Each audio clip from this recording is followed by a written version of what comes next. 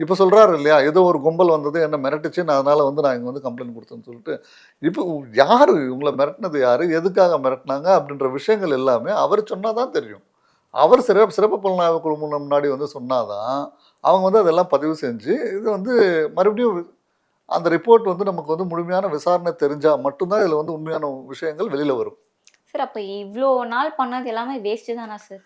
அம்மா என்ன விஷயம் நடந்திருக்கு அப்படின்றதே இன்னும் உலகத்துக்கு வந்து தெரியல. ம். அதாவது வந்து வேஸ்ட் தான் கிடையாது. ஆனா ஒரு கம்ப்ளைண்ட் வருது அப்படின்னு சொன்னா, அந்த கம்ப்ளைண்ட்ட பேஸ் பண்ணி வந்து விசாரணை பண்ண வேண்டியது போலீஸுடைய கடமையும் கூட. அதுதான் வந்து அவங்க வந்து செஞ்சாங்க. புரியுதுங்களா? ஒரு கம்ப்ளைண்ட் வருதுன்னா உண்மையா பொய்யா அப்படின்னு தெரிஞ்சுக்கணும்ல. அது உண்மையா இருக்குதா பொய்யா இருக்குதுன்னு தான் அவங்க எல்லாம் இவங்க சொன்ன ஸ்பாட் எல்லாம் வந்து தோண்டி பார்த்துருக்காங்க. அதுக்கேத்த கடைசில அறுவை சிகிச்சையில் கத்தை என்பது வரலாறு, ரோபோட்டிக் சர்ஜரி என்பது இன்றைய கூறு. தங்கம் புற்றுநோய் சிகிச்சை மையம், நாமக்கல் மற்றும் கான்பூர்.